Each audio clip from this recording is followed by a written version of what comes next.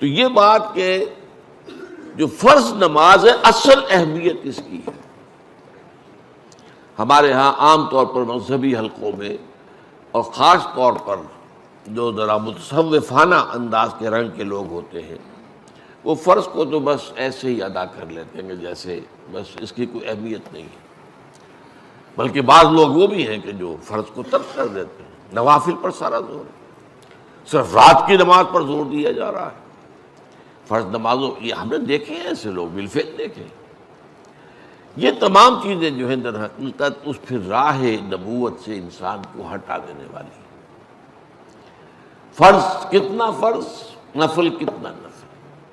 نوافل کے بارے میں جو ہے شریعت سے ثابت ہے، وہ تہجد بھی نافلۃ لک، حضور کے لیے تو لازم تھی، باقی کے لیے لازم نہیں ہے. جو قیام اللیل شروع میں تھا وہ لازم نہیں ہے. ہاں رمضان مبارک میں اس کی تشویق ہے، ترغیب ہے. وہ خاص ایک مہینہ ہے، اس میں دن میں کھانا پینا جو ہے وہ حرام کیا گیا، تو رات کو 2/3 رات یا 1/3 کم سے کم 1/3 رات جاگو اللہ کے قرآن کے ساتھ، اللہ کی کتاب کے ساتھ. تو یہ اصل میں جو توازن ہے یہ جو ہے بہت ضروری ہے. ارأیت اذا صلیت الصلوات المکتوبات، حضور آپ نے دیکھا، غور فرمائیے کہ اگر میں جو فرض نمازیں ہیں وہ ادا کروں.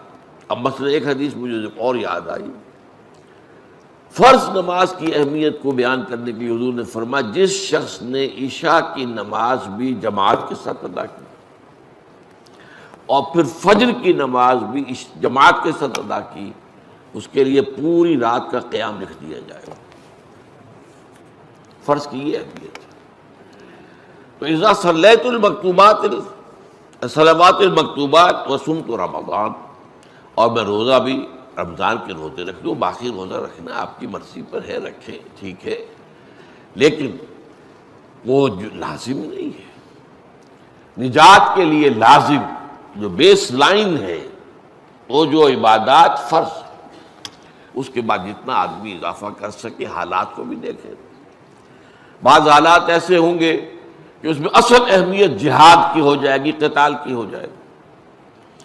اب ایسا حال بھی ہو سکتا ہے کہ اسلامی نظام قائم ہے، اسلامی حکومت قائم ہے، نظام خلافت قائم ہے، تو اب قتال کا معاملہ جو وہ حکومت کے ذمہ ہے، حکومت انتظام کرے گی.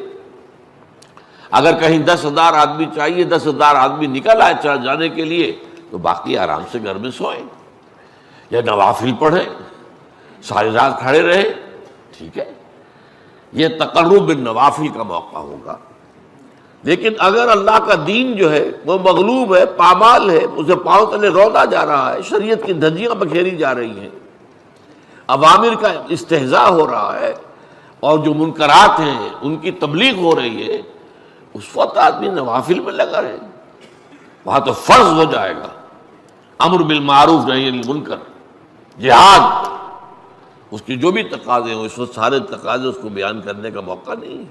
اس اصل شے وہ ہوگی. اس فرض کو ترک کر کے نوافل میں لگیں گے تو یہ نوافل منہ پر دے مارے جائے. اس کو بہت زیادہ نمایاں کرنے کے لیے میں مثال دیتا ہوں کہ ذرا سوچئے. جب دامن احد میں معرکہ جاری تھا اور صحابہ کی جان پر بنی ہوئی تھی، خود حضور کی جان پر بنی ہوئی تھی، آپ کو معلوم ہے آپ زخمی ہوئے ہیں اور اتنا خون آپ کا بہہ گیا ہے کہ آپ بے ہوش ہو گئے ہیں، اور خبر اڑ گئی کہ آپ کا تو انتقال ہو گیا، شہید ہو گئے. اس وقت اگر کوئی شخص مسجد نبی میں بیٹھا ہوا درود کی تسبیح پڑھ رہا ہو، یا کوئی اور نوافل ادا کر رہا ہو، یا قرآن پڑھ رہا ہو، تو اس کے بارے میں کیا حکم آپ کا ہوگا؟ پکا منافق.